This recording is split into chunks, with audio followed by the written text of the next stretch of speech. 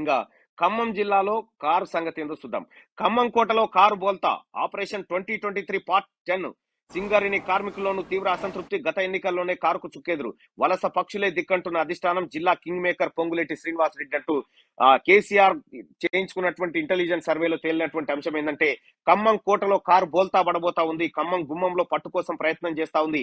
ఎమ్మెల్యేల పనితీరుపై ప్రజల్లో ఆగ్రహం ఉంది. గులాబీ పార్టీని వెంటాడుతున్న పోడు సమస్య, టీఆర్ఎస్ నేతలపై తిరగబడుతున్న గిరిజనులు అంటూ ప్రధానంగా ఎక్స్క్లూజివ్ కథనం ఇది.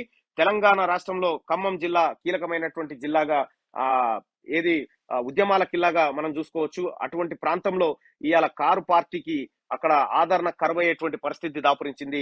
అక్కడ ముఖ్యంగా ఆ ఎవరు పువ్వాడ అజయ్ కుమార్ చేస్తున్నటువంటి నియంత్రిత ధోరణి కానీ, ఆ భూ కబ్జాల ప్రేరేపణ కార్యక్రమాలు కానీ ఇవన్నీ టీఆర్ఎస్ పార్టీకి చాలా మైనస్ గా మారినాయి. ఖమ్మం జిల్లాలో టీఆర్ఎస్ పరిస్థితి ఎలా ఉండబోతుంది, టీఆర్ఎస్ ఎక్కడ గెలుస్తుంది, ఎక్కడ ఓడిపోతుంది అనేది ఒకసారి చూసేటువంటి ప్రయత్నం చేద్దాం. అడవుల కిల్లా ఖమ్మం జిల్లాలో అధికార గులాబీ పార్టీకి పట్టు చిక్కడం లేదు. తెలంగాణ ఉద్యమ సమయంలో రాష్ట్రం ఏర్పడిన తర్వాత కూడా ఇక్కడ ప్రజలు టీఆర్ఎస్ ను పట్టించుకోవడం లేదు.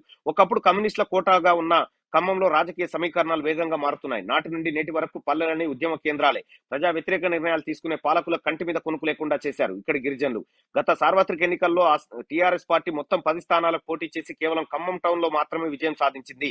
మిగిలిన 9 చోట్ల పార్టీని ప్రజలు తిరస్కరించారు. సత్తుపల్లి, అశ్వరావుపేటలో టీడీపీ గెలిచింది. అయితే మధిరలో విజయం సాధించిన ప్రతిపక్ష నేత మల్లు బట్టి విక్రమార్క, భద్రాచలం ఎమ్మెల్యే పొడెం వీరయ్యలు మినహా మిగిలిన వారందరినీ గులాబీ గంగలో కలిపేసుకున్నారు. రాష్ట్ర వ్యాప్తంగా లంబాడ ఆదివాసుల మధ్య గిరిజన రిజర్వేషన్ల చిచ్చు రేగుతూనే ఉంది.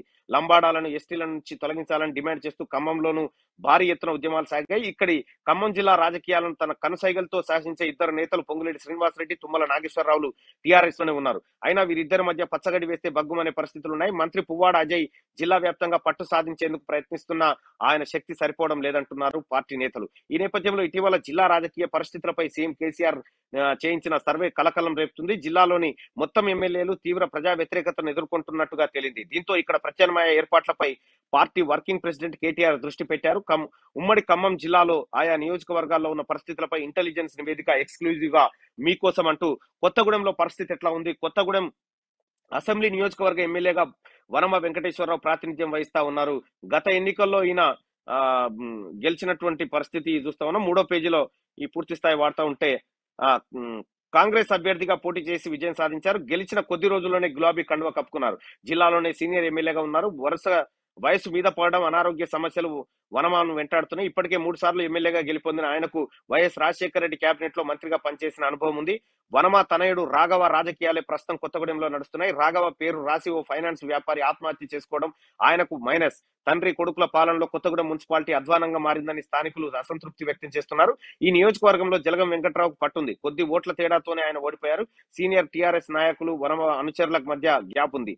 పార్టీలో ఒక వర్గం నిరంతరంగా ఎమ్మెల్యేకు వ్యతిరేకంగా పనిచేస్తుంది. మంత్రిగా పనిచేసిన అనుభవం వనమాకున్నప్పటికీ నియోజకవర్గంలో మాత్రం ఆశించిన అభివృద్ధి జరగడం లేదని ప్రజలు అభిప్రాయపడుతున్నారు. పొంగులేటి శ్రీనివాస్ రెడ్డి కూడా పోటీ చేసేందుకు ఆసక్తి చూపుతున్నారని సమాచారం. గ్రూపులకు తోడు ప్రభుత్వ వ్యతిరేకత ఉండనే ఉన్నది. ఇదే విషయాన్ని ఇంటెలిజెన్స్ రిపోర్ట్ స్పష్టం చేయడంతో ఇక్కడ పార్టీ అభ్యర్థిని మార్చి గట్టెక్కాలని ప్రగతి భవన్ వ్యూహరచన చేస్తుంది. వనమా స్థానంలో మరొకరిని ఎంపిక చేసేందుకు ఇప్పటి నుంచే కసరత్తు చేస్తున్నట్టుగా సమాచారం కనిపిస్తా ఉంది. అక్కడ వనమా ప్లేస్ లో ఎడవల్లి కృష్ణ అనేటువంటి వనమా సడ్డకుణ్ణి తీసుకొచ్చేటువంటి కార్యక్రమం అక్కడ చేస్తున్నారు.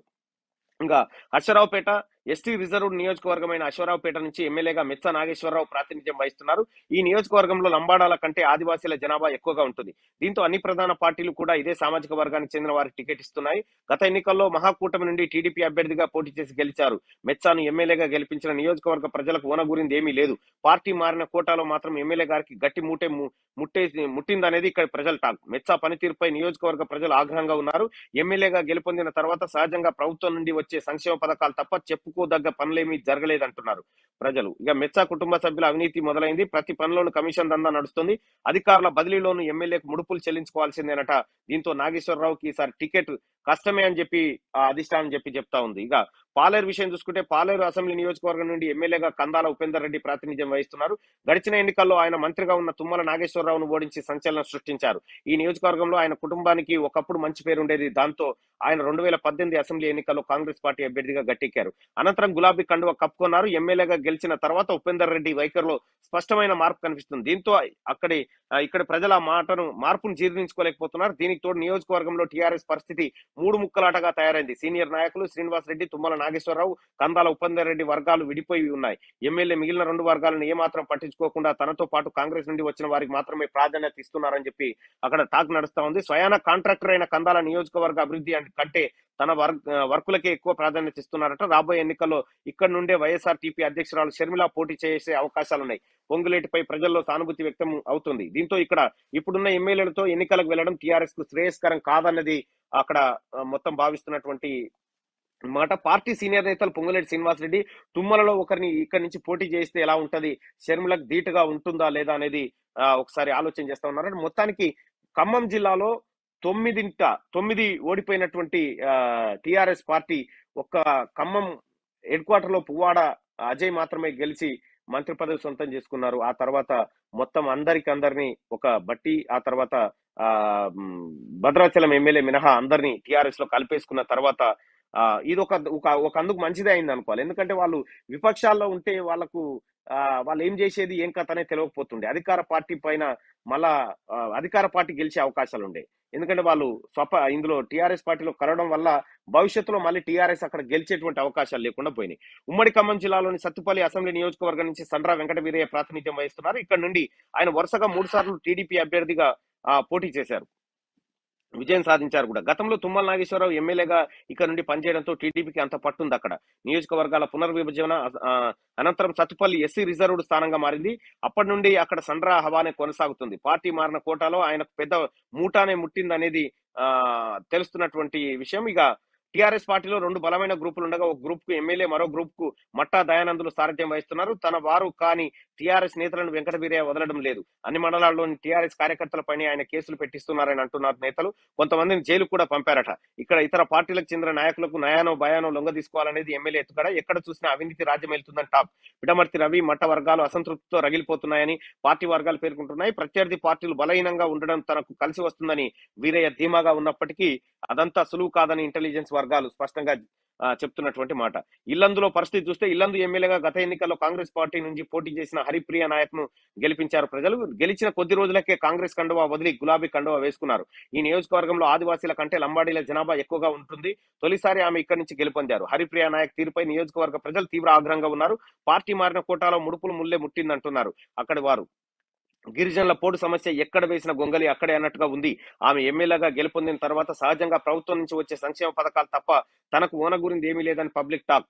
ఎమ్మెల్యే, ఆమె కుటుంబ సభ్యుల అవినీతి విచ్చలవిడిగా కొనసాగుతున్నట్టుగా కనిపిస్తా ఉంది. దీంతో హరిప్రియ నాయక్ కి టికెట్ ఇస్తే ఈసారి ఆమె గెలిచేటువంటి అవకాశాలు లేవు. ఆమెకు టికెట్ కట్ చేసేటువంటి అంశాన్ని ఉందట. మాజీ ఎమ్మెల్యే గుమ్మడి నరసయ్యపై ప్రజల్లో సానుభూతి వ్యక్తమవుతుంది. హరిప్రియ వైఖరి మారకుంటే ఇక్కడ ప్రత్యామ్నాయ అవకాశాలను పరిశీలించాలని నిర్ణయించినట్టుగా సమాచారం. అయితే కేసీఆర్ మధ్యలో మాత్రం గుమ్మడి నరసయ్య కూతురు ఎవరైతే ఉన్నారో ఆమెతో పోటీ చేయించేటువంటి అవకాశం ఎట్లుంటదని పరిశీలిస్తున్నట్టుగా తెలుస్తా ఉందట. సో గుమ్మడి నరసయ్య ఆల్రెడీ అక్కడ చాలా సార్లు ఎమ్మెల్యేగా పనిచేసినటువంటి నరసయ్య సాధారణ జీవితాన్ని గడుపుతాడు. తన కూతురు ఎల్ఎల్బి చదివింది. అలాగే ఒక ఆదివాసీ ప్రొఫెసర్ గా కూడా ఆమె ఎదిగినటువంటి పరిస్థితిలో ఆమెకున్నటువంటి పేరును టీఆర్ఎస్ పార్టీకి వాడుకోవాలనేది కేసీఆర్ ఆలోచిస్తున్నట్టుగా తెలుస్తా ఉంది. పినపాక చూసుకుంటే పినపాక నియోజకవర్గ శాసనసభ్యులుగా రేగ కాంతారావు కొనసాగుతున్నారు. గతంలో ఈయన కాంగ్రెస్ పార్టీలో ఉండేవారు.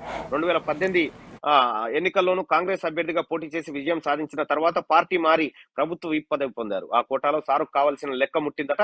తన ఎమ్మెల్యే అధికార పార్టీలోకి చేరడంతో నియోజకవర్గ అభివృద్ధి వేగంగా జరుగుతుందని ఆశించిన ఇక్కడ ప్రజల ఆశలు అడియాసలే అయ్యాయి. అశ్వరావుపేట పట్టణ పరిస్థితి కూడా ఎక్కడ వేసిన గొంగడి అక్కడే అన్నట్టుగా ఉందట.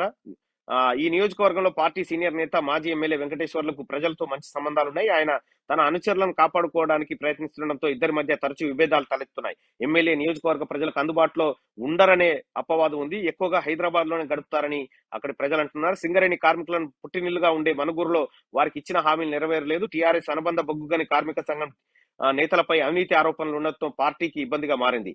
పార్టీలో ఉన్న గ్రూప్ రాజకీయాలు టీఆర్ఎస్ మైనస్ గా మారాయంటూ పినపాక ప్రాంతంలో కూడా ఈసారి టిఆర్ఎస్ పార్టీ అశ్వరావుపేటలో కూడా టిఆర్ఎస్ పార్టీ ఓటమికి చేరువుగా ఉంది ఈసారి.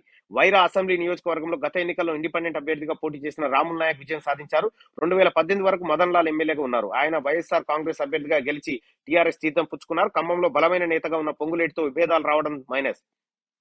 2018లో తిరిగి టీఆర్ఎస్ టికెట్ సంపాదించినప్పటికీ శ్రీనివాసరెడ్డి రాములు నాయక్ ను ఇండిపెండెంట్ గా నిలబెట్టి గెలిపించారని అందరికీ తెలిసిన బహిరంగ రహస్యం. ఎన్నికలైన కొద్ది రోజులకే ఆయన గులాబీ తోటలోకి వెళ్లారు. పార్టీలోకి వెళ్లిన కోటాలో తనకు కావాల్సిన ఆర్థిక వ్యవహారాలన్నీ సెట్ చేసుకున్నారు.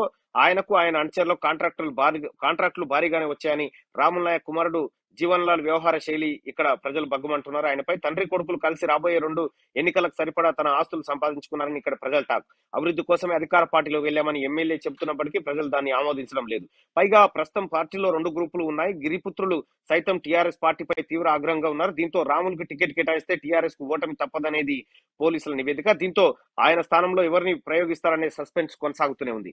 ఉమ్మడి ఖమ్మం జిల్లాలో మధుర నియోజకవర్గం నుండి ప్రాతినిధ్యం వహిస్తున్న ప్రతిపక్ష నేత మల్లు భట్టి విక్రమార్క, భద్రాచలం ఎమ్మెల్యే పొదం వీరయ్యలు కాంగ్రెస్ లోనే ఉన్నారు. వారిద్దరు సేఫ్ జోన్ లో ఉన్నారని సమాచారం. ప్రతిపక్ష పార్టీలో ఉంటూ పెద్దగా అభివృద్ధి పనులు చేయనప్పటికీ ప్రజల్లో మాత్రం పెద్దగా అసంతృప్తి లేదని ఇంటెలిజెన్స్ వర్గాలు స్పష్టం చేస్తున్నాయి. మంత్రి పువ్వాడ అజయ్ కుమార్ నియోజకవర్గమైన ఖమ్మం అసెంబ్లీ రిపోర్ట్ ను గతంలోనే శనార్థి తెలంగాణ పాఠకుల ముందుంచగా మిగిలిన వారి నియోజకవర్గాల్లో ఉన్నటువంటి పరిస్థితి మొత్తానికి ఖమ్మంలో కారు పని కథం. ఈసారి కారుకున్నటువంటి ఏది 4 టైర్లు ఊడిపోయేటువంటి పరిస్థితి మనం చూస్తా ఉన్నాం.